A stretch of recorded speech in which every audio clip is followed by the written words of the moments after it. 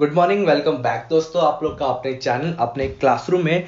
आज जैसे कि आप लोग को पता है, आज हम लोग बिल्स ऑफ एक्सचेंज चैप्टर करने वाले। मोस्टली ये थ्योरेटिकल चैप्टर है, टोटली जर्नल एंट्री बेस है।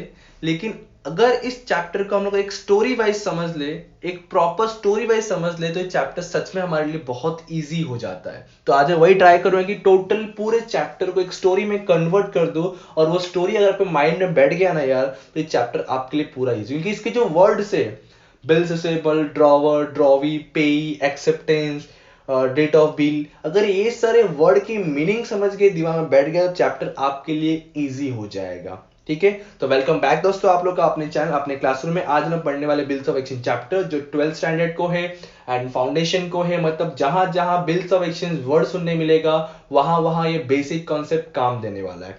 ठीक है, तो आज हम लोग करने वाले बिल्स ऑफ एक्सचेंज चैप्टर। इसके अंदर हम लोग आज एचएससी बोर्ड का एटलीस्ट 7 मार्क का कवर करेंगे, 7 मार्क का डैम श्योर कंफर्म, जिसमें से 2 से 3 मार्क का ऑब्जेक्टिव और 5 मार्क का एक फॉर्मेट अगर पॉसिबल हो पाया तो इसमें कवर करवाऊंगा, अदरवाइज नेक्स्ट लेक्चर करवाऊंगा। लेकिन आज हम लोग सारे बेसिक कॉन्सेप्ट तो कंफर्मेशन करेंगे यार।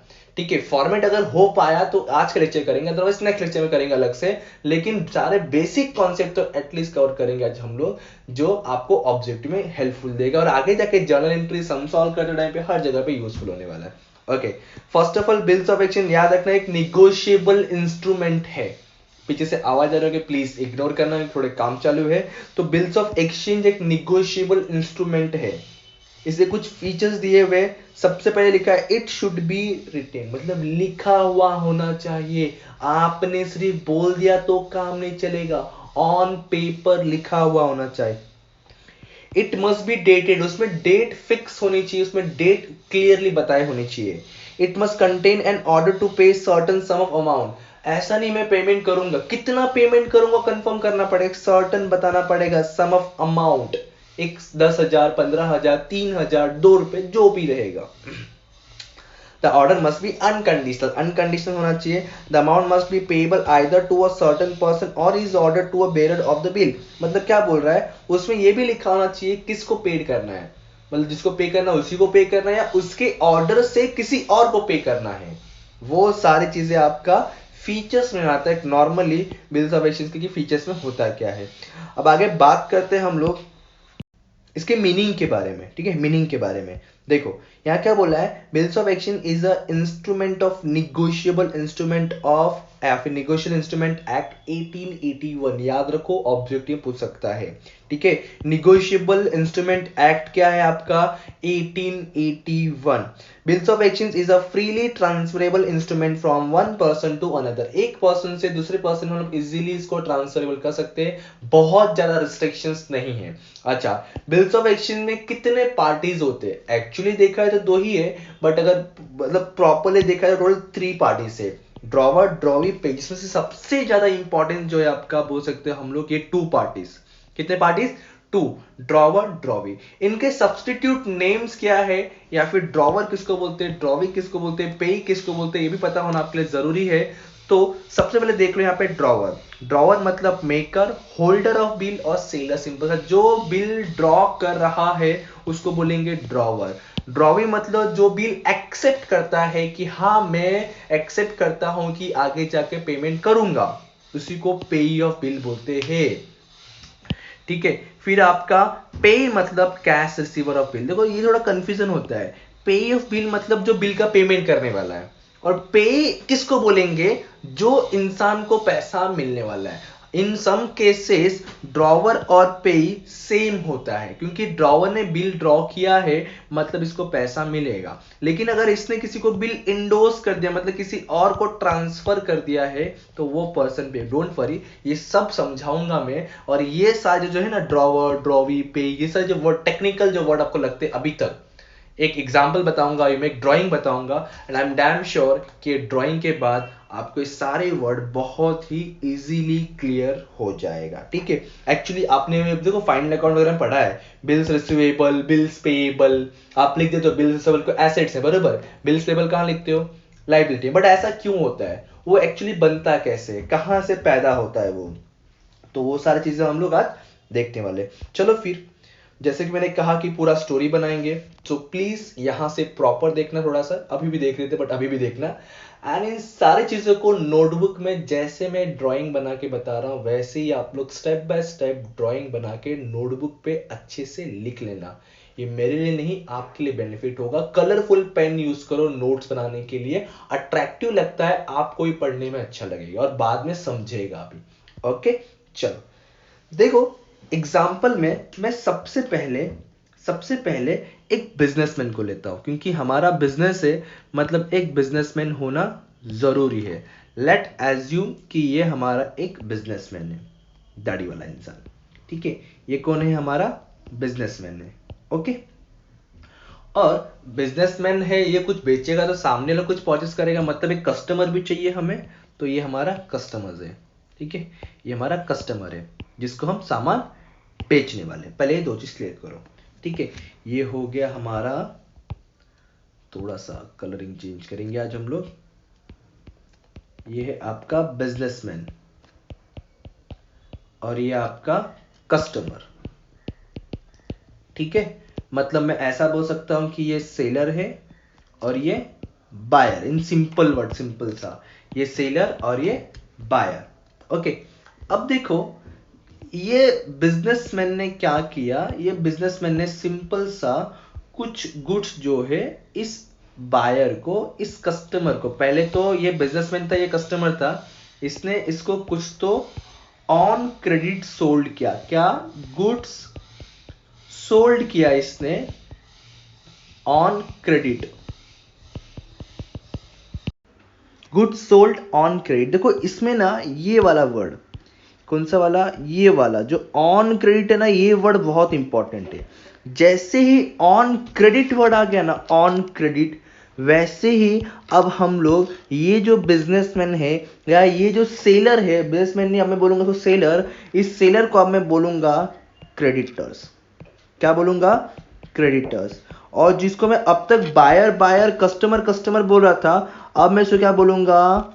डेटर्स। क्या बोलूंगा? डेटर्स। देखो नाम कैसे चेंज होता है। पहले इसी इंसान को हम लोग बिजनेसमैन बोल रहे थे, इसको कस्टमर बोल रहे थे, फिर इसने सामान गुड सोल्ड किया तो सेलर हो गया। इसने इसने क्या किया रहेगा? जैसे इसने सोल्ड किया रहेगा, इसने बाय किया होगा, बराबर ना, इसने बाय किया होगा तो बायर था। लेकिन जैसे ही ऑन क्रेडिट की बात करेंगे, उधारी की बात करेंगे, तो इसने उधारी में गुड्स बेचा, इसलिए ये क्रेडिटर्स या क्रेडिटर, और ये उधारी में सामान खरीदा, मतलब डेटर।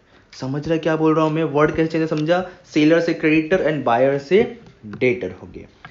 अब देखो ये जो इंसान है ना, इसके पास जाता है पैसा मांगने के लिए, लेकिन ये देता ही नहीं है। जस्ट स्टोरी है, सॉरी। फर्स्ट टाइम गया पैसा मांगने, इसने बोला कि हाँ देता हूं अगले महीने। फिर अगेन गया अगले महीने, बोलता है हाँ देता हूं नेक्स्ट महीने। फिर वापस गया, फिर बोलते हैं नेक्स्ट महीने। ऐसा करते करते काफी टाइम निकल गया, लेकिन इसने तो दिया ही नहीं पैसे, इसका नेक्स्ट महीने आया ही नहीं। तो ये तो अभी डर गया कि इसके पास से पैसा आएगा या नहीं आएगा, डाउट हो रहा है थोड़ा सा। तो ये भाई साहब ने क्या किया, अब तो इससे कंफर्मेशन लेना पड़ेगा कि हाँ इससे मुझे पैसा मिलेगा ही मिलेगा।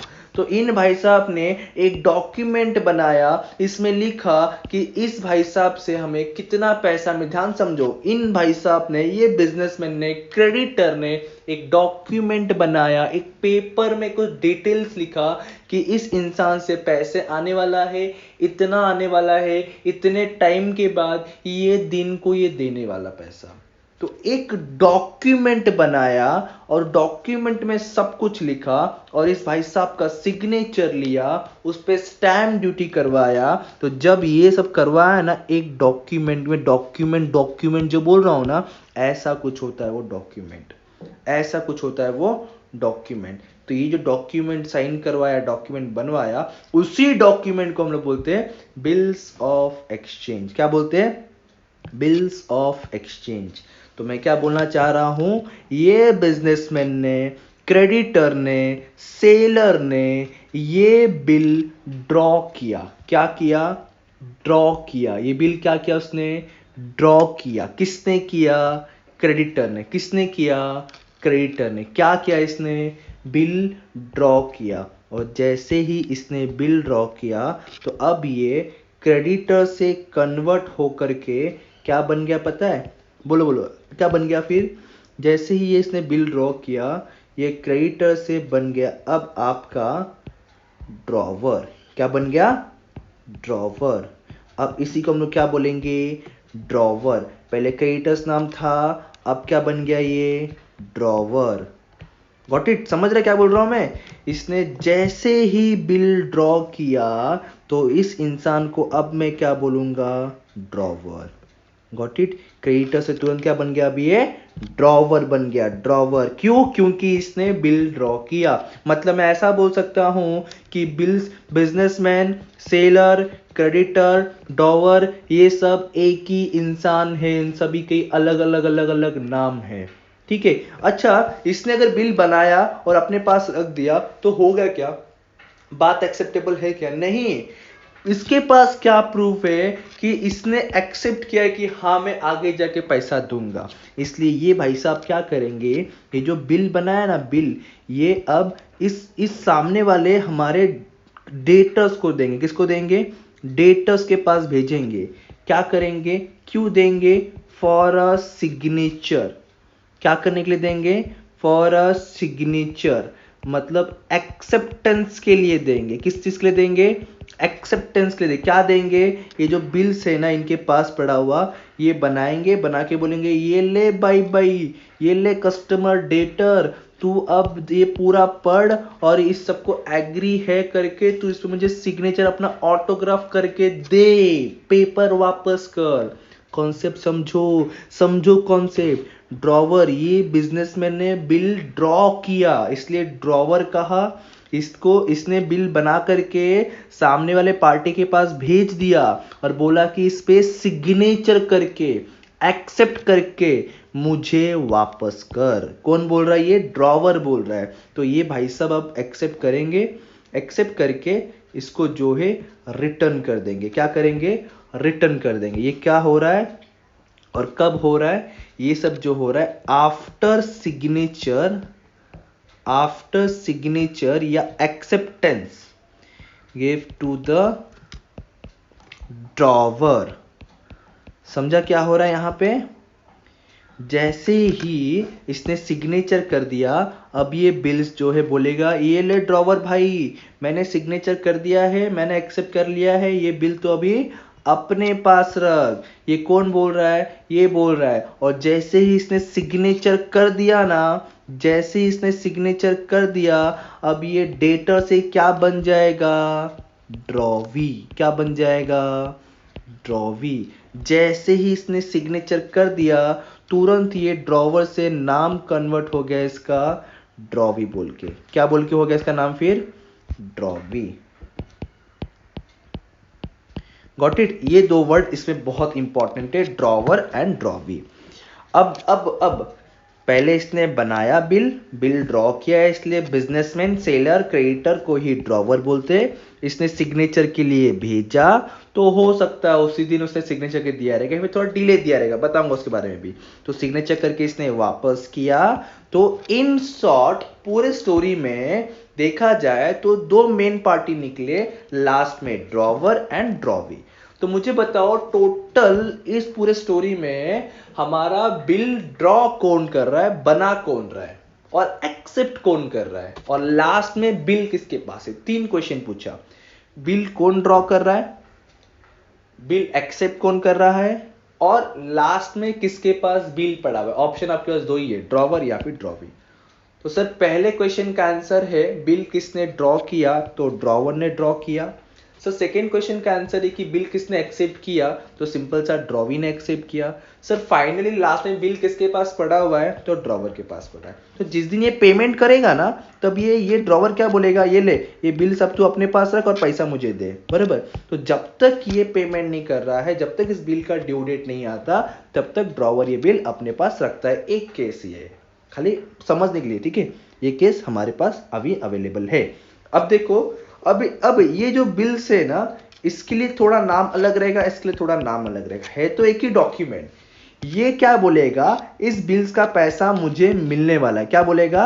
इस बिल्स का पैसा मुझे मिलने वाला है, इसलिए ड्रॉवर के बुक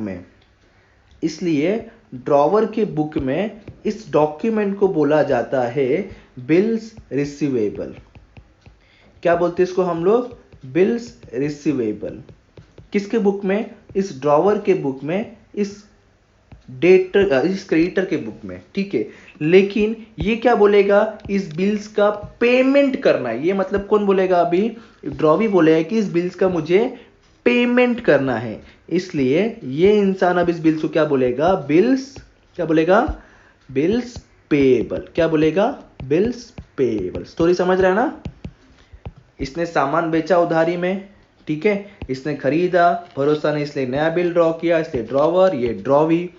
इसके लिए वही डॉक्यूमेंट बिल्स रिसीवेबल और इसके लिए वही डॉक्यूमेंट बिल्स पेएबल बन जाएगा। क्या बन जाएगा? Bills payable. ओके, ज्यादा कंफ्यूजन नहीं। इतना क्लियर है? इतना क्लियर है ना? हाँ ना तो बोलो। हाँ, वेरी गुड। सुनो अभी, अब सुनो ये स्टोरी के बाद। अब देखो, इसने जिस दिन बिल बनाया, क्या जरूरी क्या है ये उसी दिन एक्सेप्ट करेगा? बोलेगा नहीं, मेरे को पूरा पढ़ने का है, मेरे को टाइम जाएगा। हो सकता है ना। और कुछ लोग बोले चल बाबा तुझे भरोसा है, या तुरंत पढ़ लिया, सिग्नेचर करके ऑन द स्पॉट दे दिया, उसी दिन दे दिया। पॉसिबिलिटी है, लेकिन हो सकता है अलग दिन ड्रॉ किया, अलग दिन एक्सेप्ट किया। तो उसमें क्या एग्जाम्पल से देखो थोड़ा। देखो, फॉर एग्जाम्पल कि इसने जो है बिल ड्रॉ किया 12 नवंबर को। कब ड्रॉ किया? 12 नवंबर को। तो इसको बोलेंगे हम लोग डेट ऑफ बिल ड्रॉन। क्या बोलेंगे? Date of bills drawn. Wording समझते जाओ, मैं ट्राई कर रहा हूं सब कुछ कवर करने के लिए। Date of bills drawn. और बोला कि पेमेंट जो है ₹30,000 बाकी है, तुम पेड करोगे। ऐसा कौन बोल रहा है? ये ड्रॉवर बोल रहा है। ड्रॉवर ने ये डेट पे बिल ड्रॉ किया। अब ये बिल ड्रॉ करके इसने इसको दे दिया रहेगा। तो ड्रॉवी क्या बोलता है? मैं सिग्नेचर थोड़ा लेट, रीजन कुछ भी हो सकता है, रीजन कुछ भी हो सकता है, एग्जांपल बता रहा हूं मैं, ठीक है, रीजन कुछ भी हो सकता है। तो इसने बिल एक्सेप्ट करके 16 नवंबर को रिटर्न किया। तुरंत नहीं किया, 2 दिन के बाद किया। तो जिस दिन वो सिग्नेचर करके वापस कर रहा है, ड्रॉवी को सिग्नेचर करके एक्सेप्ट करके वापस कर रहा है, तो उसको बोलेंगे डेट ऑफ बिल्स एक्सेप्टेंस। क्या? Date of bills acceptance. इतना समझा? डेट ऑफ बिल ड्रॉन और एक्सेप्टेंस। जिस दिन ड्रॉ करके भेजा जाता है इसके पास, उसको बोलते हैं डेट ऑफ बिल ड्रॉन। जिस दिन एक्सेप्ट करके रिटर्न मिलता है, उसको बोलते हैं डेट ऑफ बिल एक्सेप्टेंस। इसने बोला है 30,000 का। हो सकता है ये बोलेगा नहीं बाबा, मैं 30,000 नहीं, मैं 28,000 ही दूंगा, या फिर ये भी बोल सकता है कि 30,000 ही दूंगा। तो ये ड्रॉन जो एक्चुअल बिल अमाउंट है 30,000, लेकिन ये कितने का एक्सेप्ट करता है, डिपेंड ये करता है। तो हो गया, मान लो फॉर एग्जाम्पल, थोड़ा चेंज किया जाए कलर। मान लो इसने बोला कि बॉस मैं 30 नहीं पे कर सकता, मैं सिर्फ 28,000 ही पे करूंगा। तो इस 28,000 का क्या बोला जाएगा? Acceptance amount. क्या बोला जाएगा? Acceptance amount. समझ रहा है क्या हो रहा है ना? ठीक है, ये डेट ऑफ बिल ड्रॉन, ये डेट ऑफ बिल एक्सेप्ट, और ये एक्सेप्टेंस अमाउंट। तो इस पूरे स्टोरी में हम लोग क्या क्या सीखे? ड्रॉवर कौन होता है, ड्रॉवी कौन होता है, date of bill drawn, date of bill accept क्या होता है, डेट ऑफ एक्सेप्टेंस अमाउंट क्या होता है, सिग्नेचर, एक्सेप्टेंस वगैरह सब चीजें देख लिया हमने। किसके लिए बिल्स रिसीवेबल, किसके लिए bills payable. Is that clear? अब इस पूरे स्टोरी को फटाफट 10 सेकंड में रिवीजन करते हैं। सबसे पहले बिजनेसमैन ने एक बिजनेस स्टार्ट किया और इसने कुछ गुड्स जो है इसको सोल्ड किया। तो ये हमारा कस्टमर था। जैसे बिजनेसमैन ने गुड्स सोल्ड किया तो ये हमारे लिए कस्टमर हो गया, ठीक है। और ये सेलर और ये बायर हो गया, सेलर एंड बायर हो गया। फिर जैसे इसने ऑन क्रेडिट भेजा, इसने बोला कि पैसा अभी नहीं दूंगा, कस्टमर ने बोला पैसा अभी नहीं दूंगा, बाद में दूंगा। तो ये जो कस्टमर है अब हमारे लिए क्या बन गया? डेटर बन गया। क्या बन गया? डेटर। क्योंकि डेटर मतलब वही होता है इससे पैसा आने वाला इन फ्यूचर। और ये डेटर, तो सेलर क्या बन गया? क्रेडिटर बन गया। लेकिन अब इसने एक बिल्स बना दिया, एक बिल बना दिया इसमें सिग्नेचर्स के लेने के लिए। तो अब ये बिल ड्रॉ कर रहा है, इसलिए इसको ड्रॉवर बोलेंगे। और बिल बनाकर इसको भेजा एक्सेप्ट करने के लिए, तो इसने एक्सेप्ट करके वापस किया, इसलिए इसको ड्रॉवी बोलेंगे, ठीक है। जो बिल एक्सेप्ट करता है उसको बोलते हैं ड्रॉवी, जो बिल ड्रॉ करता है उसको बोलते हैं ड्रॉवर।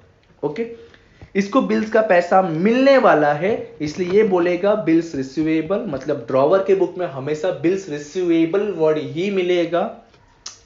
और जो कस्टमर है, जो ड्रॉवी है, उसके बुक्स में आपको हमेशा बिल्स पेएबल ही मिलेगा। गलती से ड्रॉवर के बुक में बिल्स पेएबल या गलती से ड्रॉवी के बुक में बिल्स रिसीवेबल मत लिख देना, आंसर रॉन्ग हो जाएगा। ओके, इतना क्लियर है। फिर मैंने बोला कि इसने अगर मान लो बिल ड्रॉ किया 12 नवंबर को, लेकिन इसने एक्सेप्ट किया 16 नवंबर को। 12 तो कोई दिक्कत नहीं है, लेकिन अगर थोड़ा आगे पीछे डेट है तो जिस दिन बिल ड्रॉ होता है उस दिन को बोलते हैं डेट ऑफ बिल ड्रॉ। जिस दिन ये एक्सेप्ट करके सिग्नेचर करके वापस करता है उसको बोलते हैं date of bills acceptance. Same चीज अमाउंट का 30,000 और 28 का एग्जाम्पल मैंने बताया। ठीक है, इतना माइंड में क्लियर है क्या? इतना माइंड में क्लियर है क्या? अब देखो बिल किसके पास है एट द एंड? ड्रॉवर के पास। इसलिए मैंने यहाँ पे क्या लिखा है? होल्डर ऑफ बिल, जिसके पास बिल्स पड़ा हुआ है। ड्रॉवी का मीनिंग क्या लिखा है? एक्सेप्टर या फिर पेई ऑफ बिल, जो ये बिल का पेमेंट करने वाला है, पेएबल या एक्सेप्टेंस करने वाला। अब ये थोड़ा सा क्लियर हुआ रहेगा इस डायग्राम के थ्रू पे। ठीक है, इसलिए अब देखो इसके पास ना बिल्स का पैसा आने वाला है, इसलिए हम लोग बिल्स रिसीवेबल को एसेट लिखते हैं। इसके जेब में से पैसा जाएगा बिल्स का, इसलिए इसको बिल्स पेएबल को हम लोग लायबिलिटी में लिखते हैं। इसका रीजन ये है। ठीक है, अब थोड़ा आगे बढ़ते हैं, थोड़े डेट्स के पास। 3 तरह के बिल्स यहाँ पे आपको देखने मिल सकते हैं। 3 तरह के बिल्स कैसा, मतलब एक मिनट, इसको हटा दो पहले, मैं इसकी जरूरत नहीं है। ओके, 3 तरह के बिल्स होते हैं आपके यहाँ पे। एक होता है ऑन डिमांड साइड वाला बिल, एक आफ्टर डेट और एक after side. On demand bill होता है, आफ्टर साइड बिल, एक आफ्टर डेट बिल होता है। डिपेंड करता है क्वेश्चन आपको क्या पूछा है।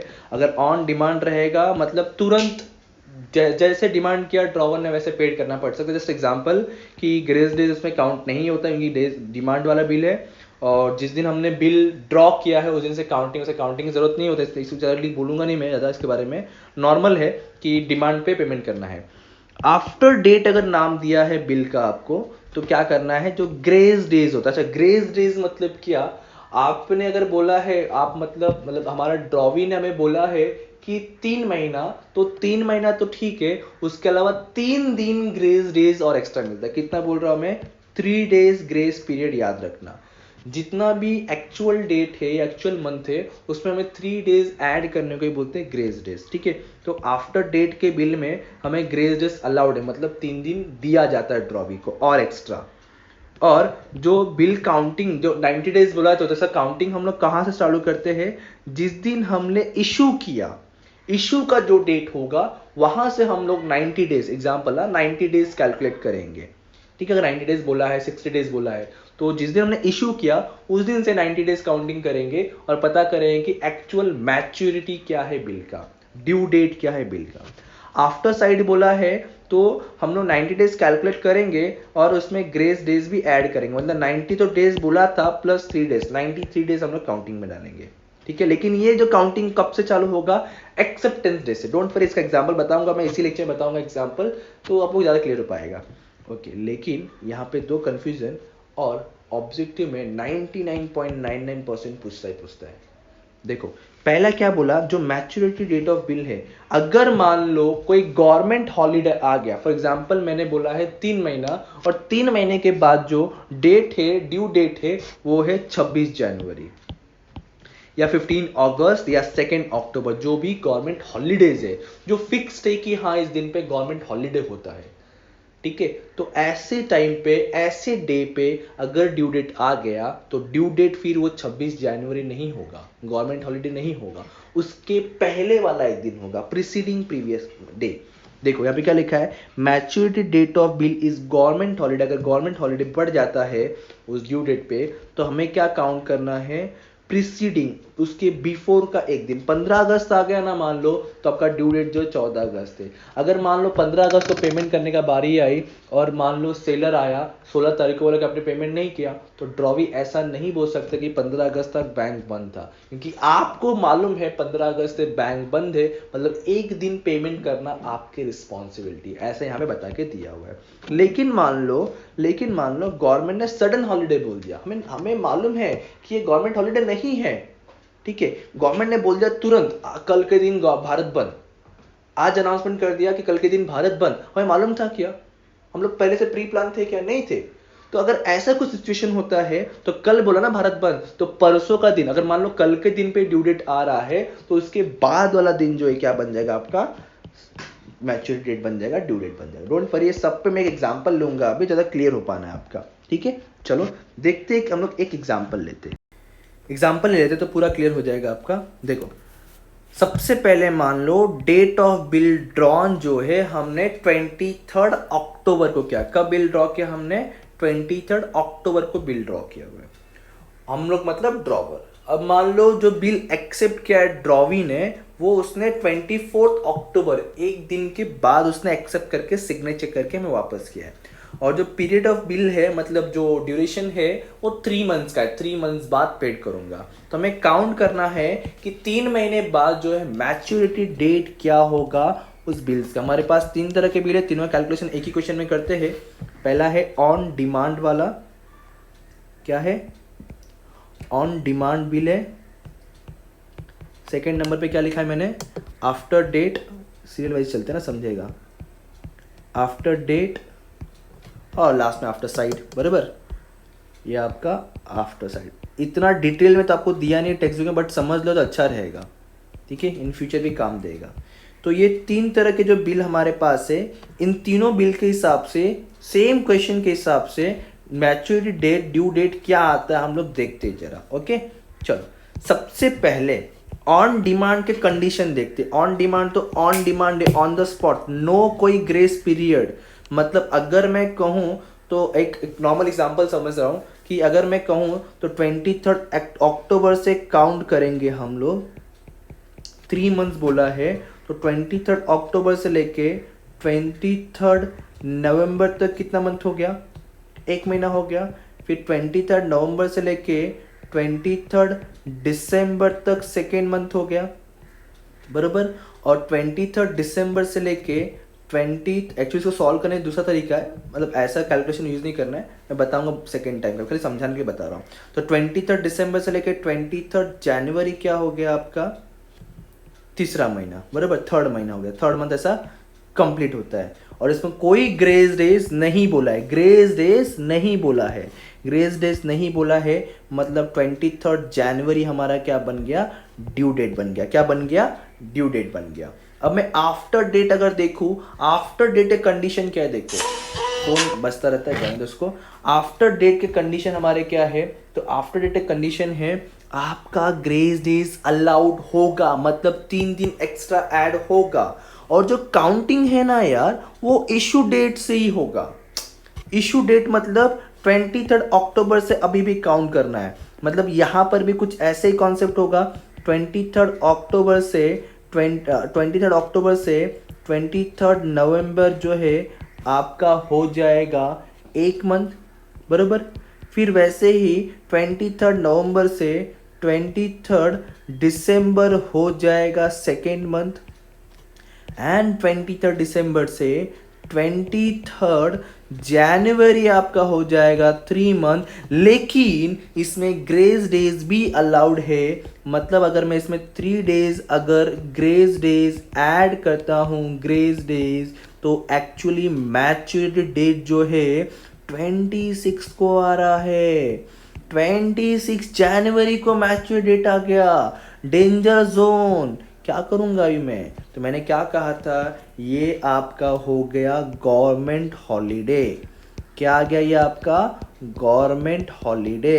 तो मैच्योरिटी डेट आपका ना 26 जनवरी ना 27 जनवरी, तो आपका फाइनल जो मैच्योरिटी डेट होगा, ड्यू डेट होगा, वो हो जाएगा 25 जनवरी। एक दिन पहले, बिफोर द ड्यू डेट आपका बनेगा ड्यू डेट। ठीक है, समझा ये एग्जाम्पल आफ्टर डेट में। अब देखते हैं इसी एग्जाम्पल में आफ्टर साइड में क्या होता है। देखो यहां से लेके यहां तक का तो कॉन्सेप्ट पूरा आपका सेम रहने वाला है, लेकिन चेक करो क्या इसमें कोई ग्रेस डेज वगैरह? नहीं नहीं नहीं नहीं नहीं नहीं नहीं नहीं। कंडीशन देखो, कंडीशन आफ्टर साइड में क्या बोला है? कंडीशन ग्रेस डेज अलाउड होगा, लेकिन जो काउंटिंग है वो कहां से चालू करना है आपको? एक्सेप्टेंस डे से। आफ्टर साइड मतलब एक्सेप्टेंस डे, मतलब ये 24 अक्टूबर। अब मैं 24 अक्टूबर से काउंट करूंगा 24 नवंबर, तो यहां पे हुआ 1 महीना। फिर 24 नवंबर से लेके 24 दिसंबर हो गया सेकेंड मंथ। फिर 24 दिसंबर से लेके 24 जनवरी आपका होगा 3rd मंथ, बरोबर। और ग्रेस डेज भी अलाउड है इनका, मतलब मैं यहाँ पे ऐड करूँगा 3 डेज का, तो एक्चुअली कितना फिर बना 27 जनवरी, और इस दिन कोई गवर्नमेंट हॉलीडे नहीं है, तो यही हमारा बन जाएगा मैच्योरिटी डे और ड्यू डेट। लेकिन मान लो अगर गवर्नमेंट ने 26 तारीख को अनाउंसमेंट कर दिया कि 27 को आपको और सडन हॉलीडे है, अचानक हॉलीडे, तो 28 तारीख आपका बन जाएगा फिर ड्यू डेट, अगला दिन। ठीक है, जैसे पहले दिन था ना, हमें पहले से मालूम था तो पहला दिन, हमें नहीं मालूम है अचानक तो अगला दिन। ठीक है, इस तरह से कुछ डेज कैलकुलेट करने हो, तो इसमें एग्जांपल बताया। प्लीज ये सारी चीज़ आप नोटबुक पे लिख लो, एंड सॉल्व करते टाइम में, पढ़ते टाइम में कुछ भी डाउट हो तो प्लीज आप उनसे कांटेक्ट कर सकते हो, पूछ सकते हो। एक चीज़ और, आज का लेक्चर बहुत लेंदी हो चुका है, जर्नल एंट्री या फिर फॉर्मेट आज नहीं बताऊंगा, आने वाले लेक्चर्स में हम लोग उसमें कवर कर लेंगे। अब मिलेंगे नेक्स्ट वीडियो नेक्स्ट लेक्चर, तब तक ध्यान रखो। Thank you so much, bye bye, जय हिंद दोस्तों।